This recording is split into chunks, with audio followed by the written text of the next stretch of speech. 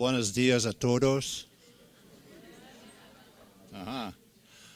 Actually, because of the fact that we're running way behind on the schedule, I've kind of decided to just skip my presentation and give us an opportunity to catch up, if that's okay with you. Vamos bater um papo, o que vocês acham?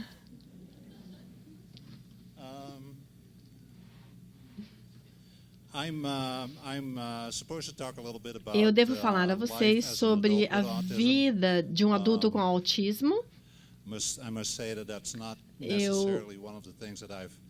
Mas essa é uma das coisas em que eu não trabalhei especificamente, mas eu pensei a esse respeito durante a minha carreira como analista do comportamento. Então, aqui informações de base são sempre muito importantes. Geralmente falamos sobre o fato de que há 1 em 54... essa é a probabilidade de uma criança nascer com autismo em geral, mas, na verdade, se você olhar...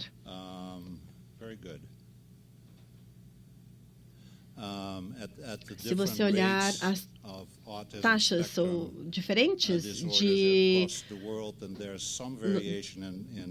indivíduos nesse espectro autista, há variações em diferentes países nessa taxa, talvez devido a diferenças na avaliação deles, ou talvez outras circunstâncias de que não ainda estamos totalmente alertas, ou sabemos ainda. Não sei como é a realidade do Brasil, mas eu pesquisei, vi na internet, no Google, não achei tanta coisa. Talvez seja uma falha minha, porque eu tentei buscar informações em inglês, mas porque se eu achasse informações em português não ia me ajudar muito, não ia entender. Mas parece que há 1,5 milhão de brasileiros que estão no TEA, que tem TEA. E a produção científica sobre autismo está principalmente em 2 regiões, São Paulo e Rio Grande do Sul. Houve um encontro, uma reunião em 2010, em que as pessoas basicamente sugeriram que uma das primeiras coisas que precisava ser feita a fim de abordar o problema de TEA no Brasil era estudar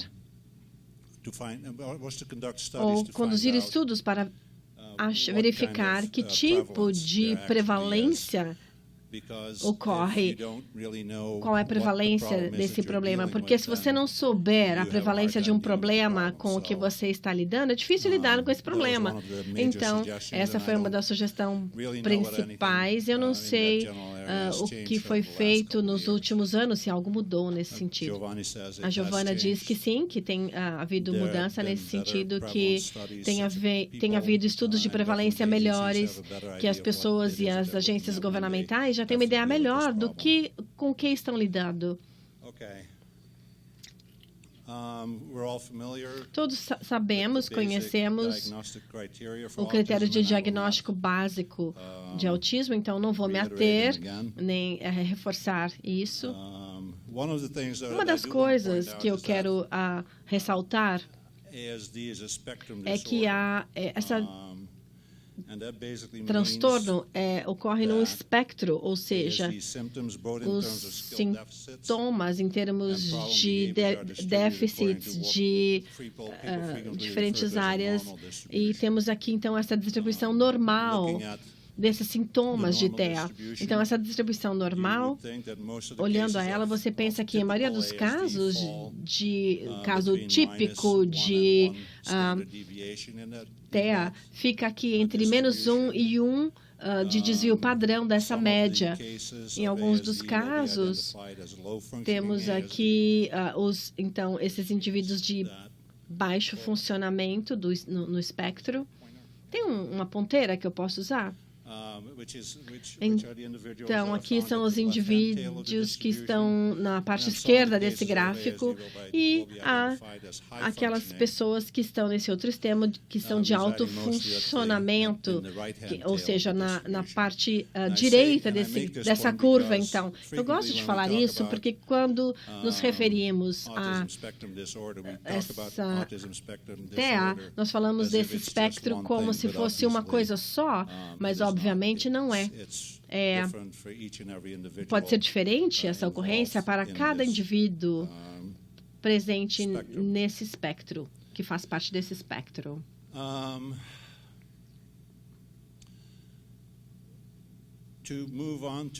Passando, então, ao tópico de hoje, de nossa discussão, a nossa preocupação é o bem-estar de adultos com autismo. A maior parte do trabalho que fazemos nos últimos anos tem a ver com intervenção precoce e temos também essa preocupação com indivíduos de idade mais tenra, mais novos. Então, quando começamos a falar sobre a vida de adultos com autismo, começamos a pensar nas maneiras como o governo e as agências devem trabalhar em termos de oferecer oportunidades.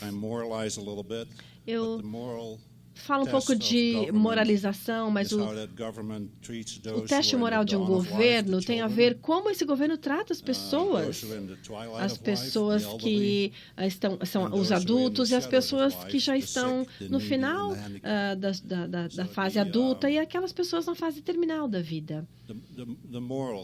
Então, o moral de um governo deve ser guiado pelo tratamento que oferece para os jovens, para as pessoas com incapacidades e as pessoas idosas. Então, temos que lidar com essas questões também. Eu estou ficando velho, estou envelhecendo e eu gostaria que o governo me tratasse bem, se fosse possível.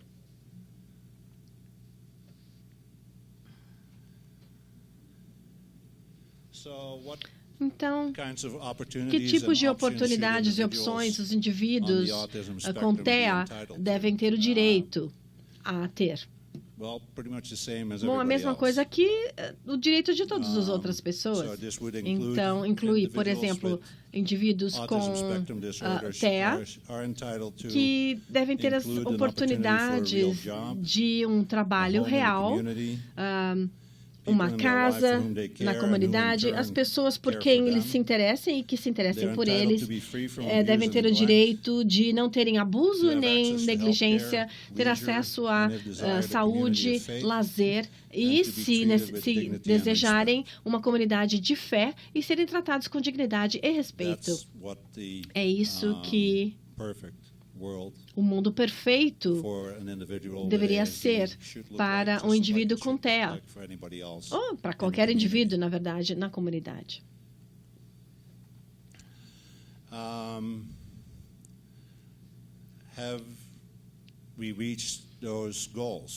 Conseguimos esses objetivos? O que nós verificamos? Bom, há algumas sugestões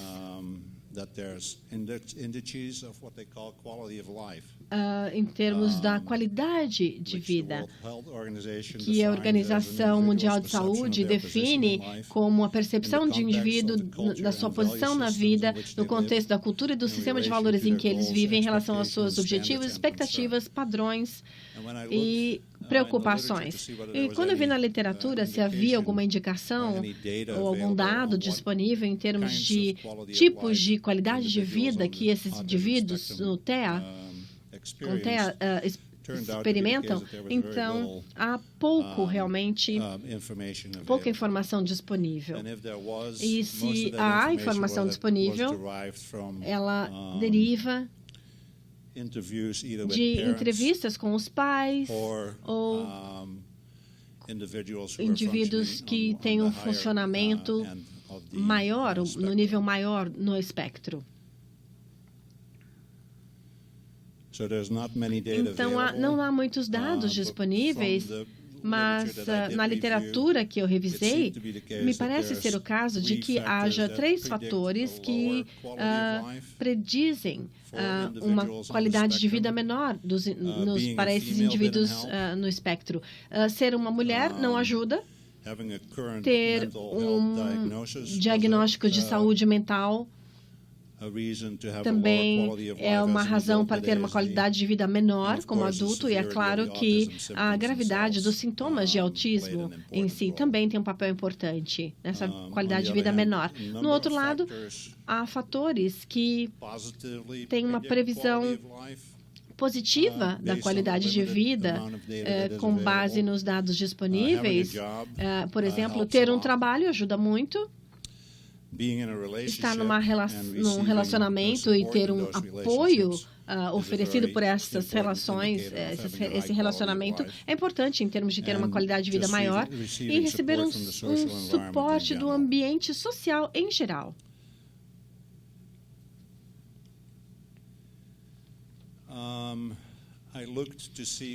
Eu busquei informações para ver se estavam disponíveis sobre que preditores podem haver que facilitassem o sucesso pós-educação escolar em termos de qualidade de vida para indivíduos com TEA.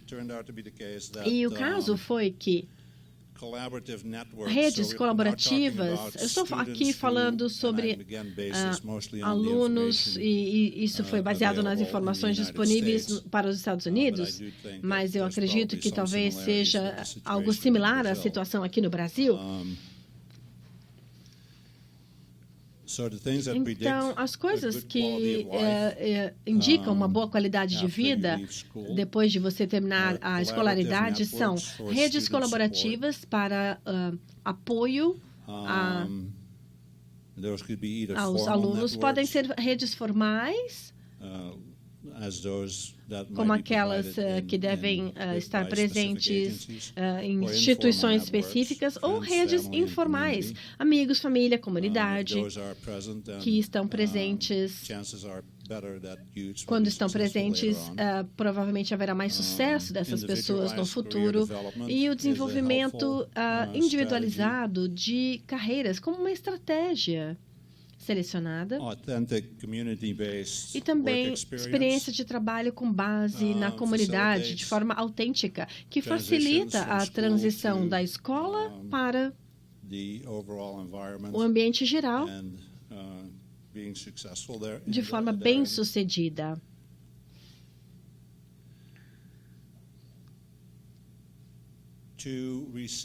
Para receber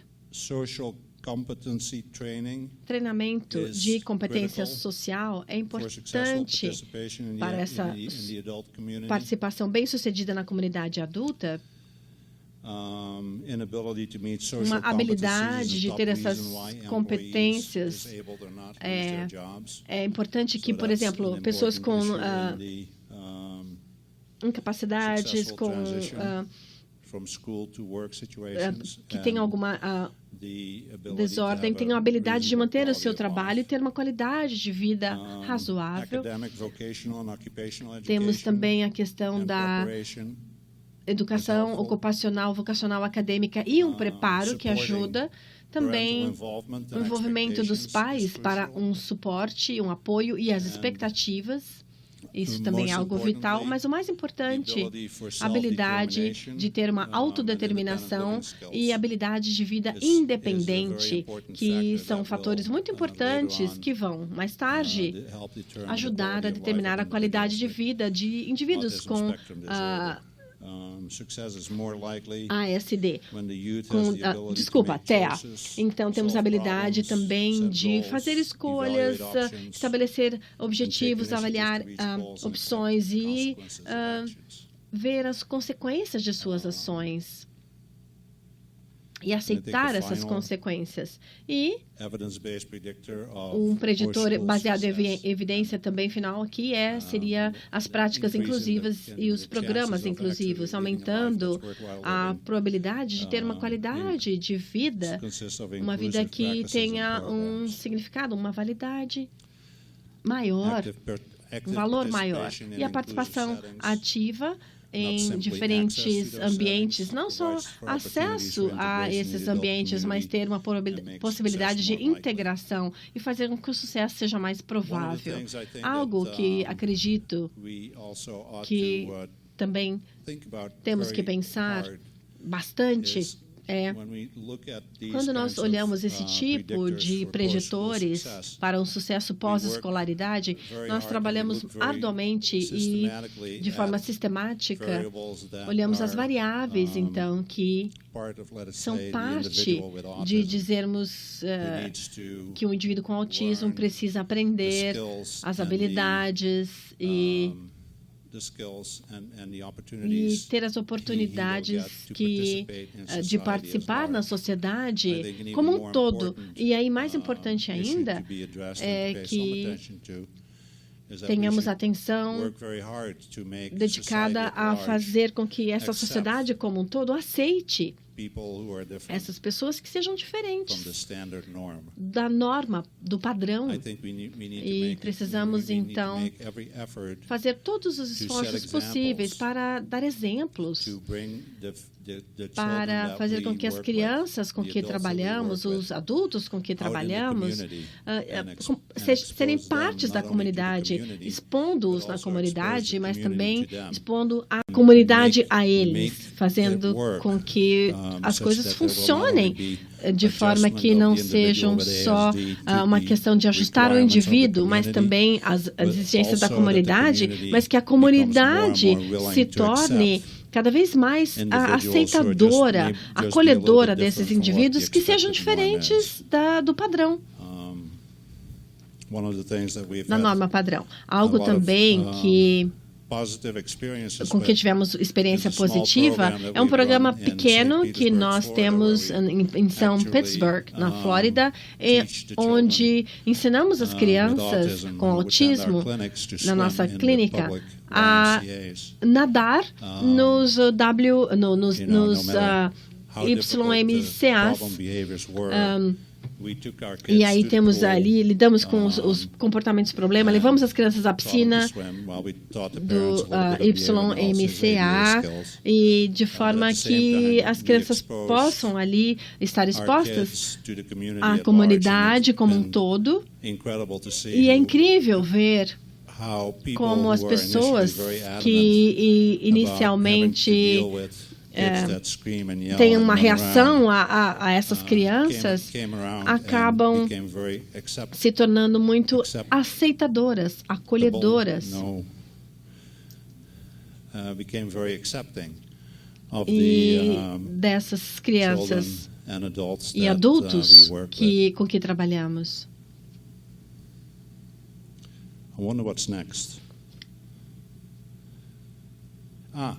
O que vem em seguida aqui?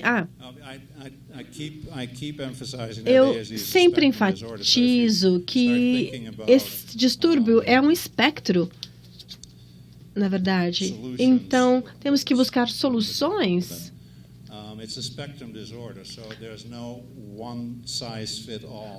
Diferentes, porque não é uma solução única que serve para todos, para qualquer indivíduo. Então, se começarmos a pensar sobre os serviços que podemos oferecer para esses indivíduos com TEA, que quando chegam à idade adulta, temos que ter em mente o tempo todo que estamos falando sobre indivíduos para quem não há uma solução única, uma receita única.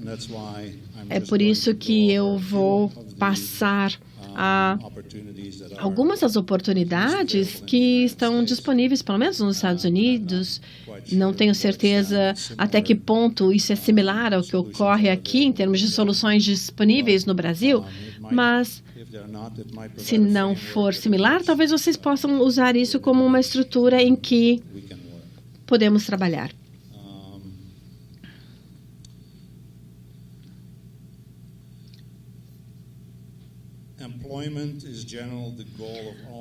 O emprego, geralmente, é o objetivo de todos os modelos dos serviços prestados aos adultos nos Estados Unidos.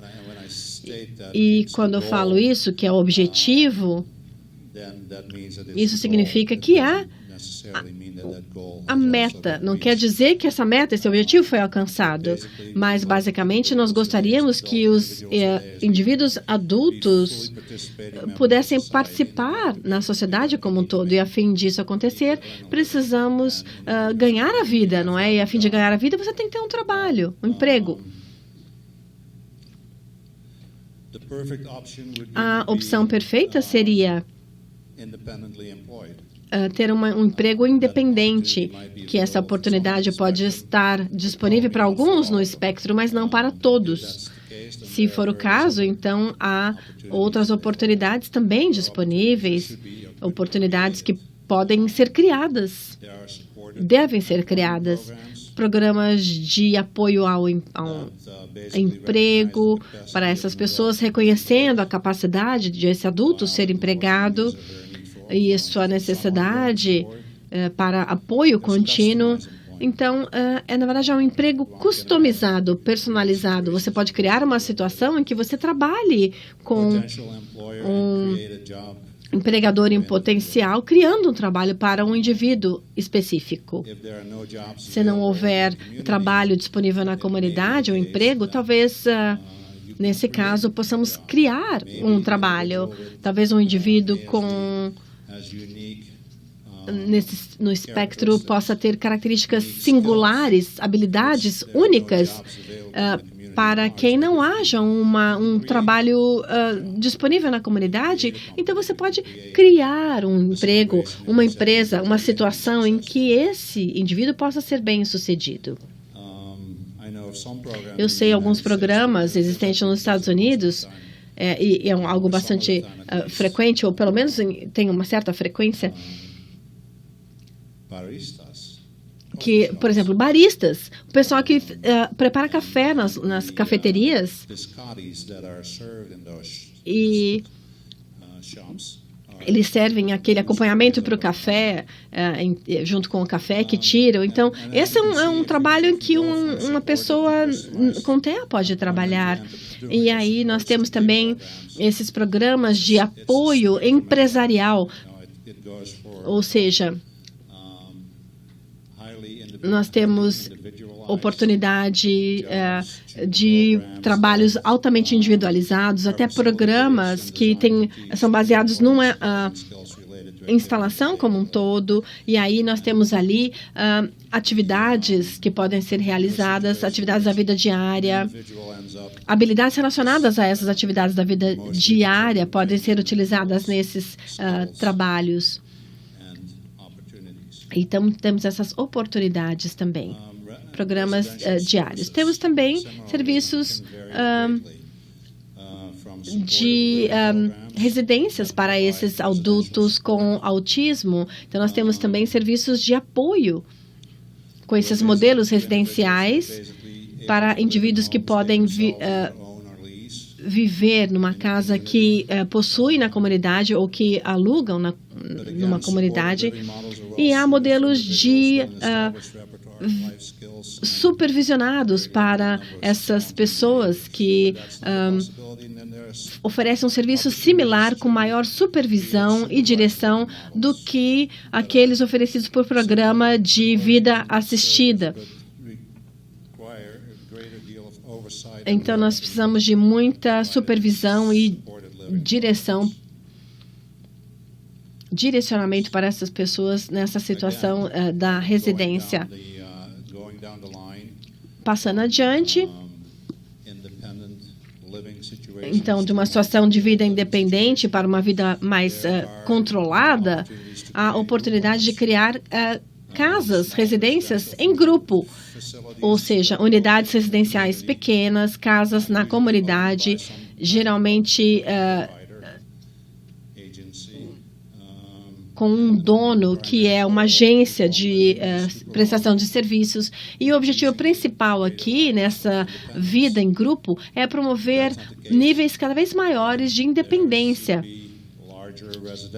E há também programas residenciais maiores que oferecem um tratamento ativo e individualizado para essas pessoas que tem esse funcionamento em níveis que não permite com que eles vivam independentemente.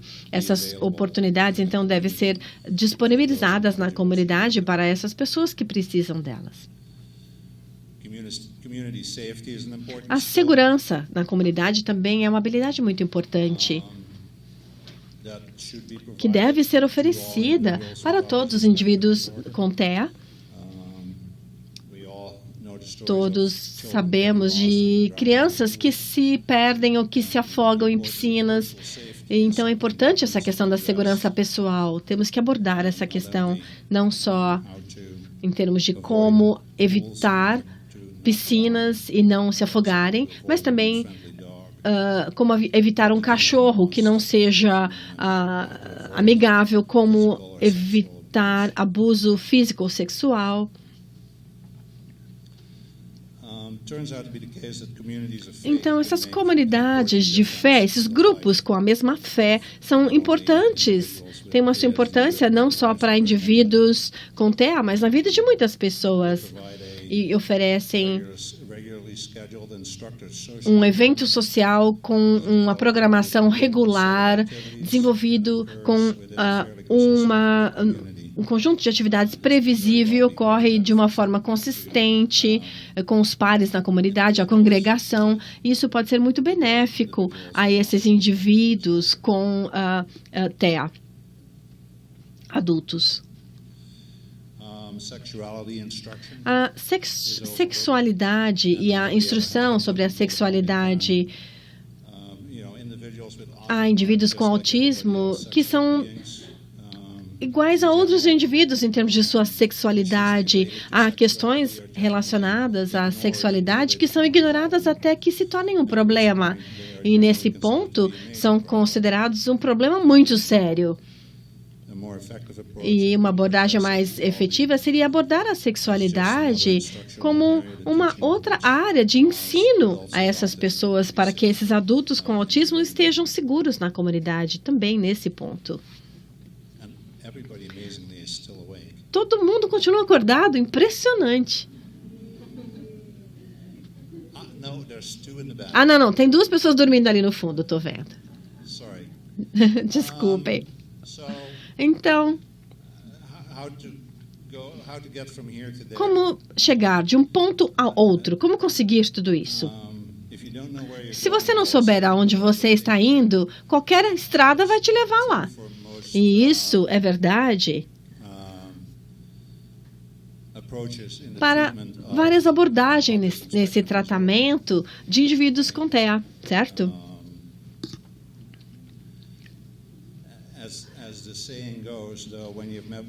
O ditado diz que se você encontrou uma pessoa com autismo, conheceu uma pessoa com autismo, você conheceu uma pessoa com autismo, porque todas são diferentes em termos das habilidades que têm, os comportamentos problema que exibem. Então, é muito importante avaliar cada indivíduo, o seu nível de funcionamento e traçar um plano de tratamento adequado para prosseguir usando os princípios básicos da análise do comportamento aplicada. Da mesma forma que nós desenvolvemos os nossos programas para crianças mais jovens com autismo, temos essa noção também de que temos que avaliar as suas habilidades e seus níveis de desempenho. Temos que fazer a mesma coisa para a avaliação das habilidades necessárias para o indivíduo com autismo ser capaz de funcionar independentemente quando adulto na comunidade. Então, deve haver pelo menos uma ferramenta disponível que faz com que seja possível fazer essa avaliação, que é a avaliação das habilidades funcionais na vida. Eu vou discutir rapidamente e dar alguns exemplos a esse respeito. Então, essas habilidades básicas na vida dizem respeito a áreas diferentes que podem ser. Então, essas habilidades podem ser pensadas como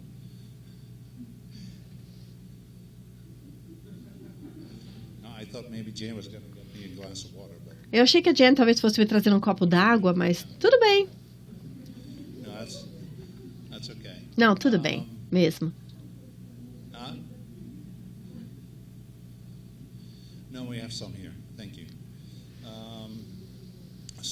Então, uma das áreas que deve ser avaliada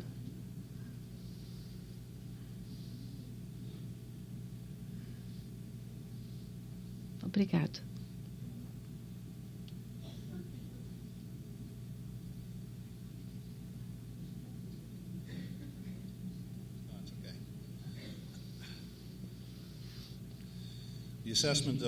Então, a avaliação dessas habilidades básicas nos permite identificar habilidades que são pré-requisitos para qualquer pessoa aprendendo, independentemente do seu nível de incapacidade ou para qualquer indivíduo, de forma que ele possa viver independentemente, ter sucesso na escola e desfrutar de atividades sociais recreacionais. Então, essa é uma parte da avaliação dessas habilidades básicas de vida. Uma outra parte dessa avaliação tem a ver com aquelas habilidades em casa. Se uma pessoa está vivendo com seus pais, se está vivendo em grupo, um residencial. Então, nós temos aqui as habilidades necessárias para essa pessoa ter em casa. Por exemplo, cozinhar, como lavar louça,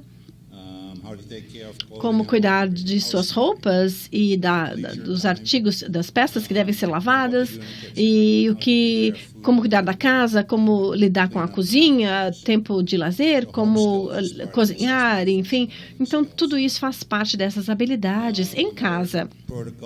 Um outro protocolo tem a ver com a participação na comunidade, as habilidades envolvidas com isso, ou seja, aprender a navegar de forma segura pela comunidade, tem que saber como sair do ponto A e chegar ao ponto B de ponto seguro. Então, esse protocolo inclui, por exemplo, fazer compras, comer num restaurante, falar o horário, marcar horários e interagir com outros na comunidade. Há um protocolo também que avalia as habilidades escolares na escola. Um protocolo que avalia então, essas habilidades na escola. As habilidades necessárias a serem bem-sucedidas em diferentes salas de aula, em todas as partes da escola, com pares e com o staff, com todos os níveis de idade, desde a escola primária, educação média, colegial e assim por diante. Temos, então, vários ambientes escolares e leva em conta o nível individual de desenvolvimento, a linguagem, comportamento e habilidades cognitivas, de forma que possamos avaliar o nível de desempenho de um indivíduo e, assim, desenhar um programa de intervenção, planejar esse programa para ensinar aquelas habilidades necessárias num repertório. E depois, habilidades de vida independente, ou seja, fazer com que os cuidadores e profissionais tenham informações para ensinar habilidades essenciais àqueles que precisam ser preparados para viver independentemente ou a compartilhar uma residência com outros. Então, nós temos o autocuidado, questões de manutenção, limpeza, transporte, planejamento e preparo dos alimentos, compra independente, gestão das suas coisas pessoais, segurança, resolução de problemas, interações sociais e outros exemplos. Uma outra parte do protocolo diz respeito às habilidades vocacionais.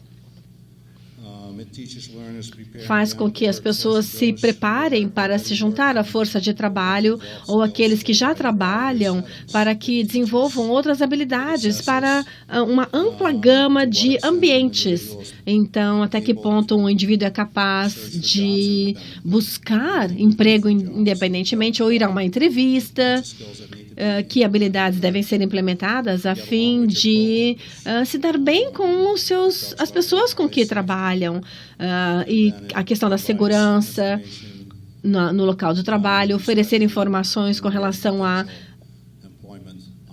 oportunidades diversas de emprego para esses indivíduos com TEA. Para resumir,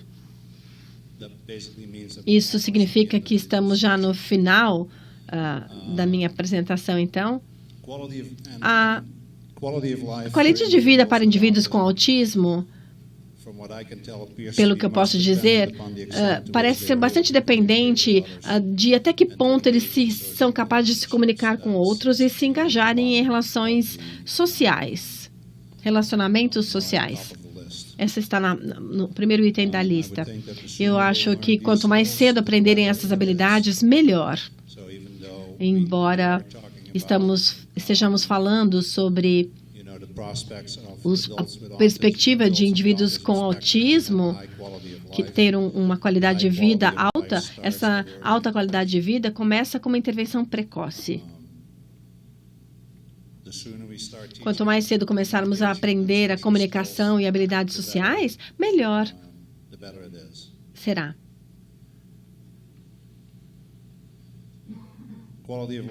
Qualidade da vida depende da presença de habilidades em diferentes domínios, como determinado pela avaliação de habilidades da vida funcional, AFOS. E se não formos bem-sucedidos em produzirmos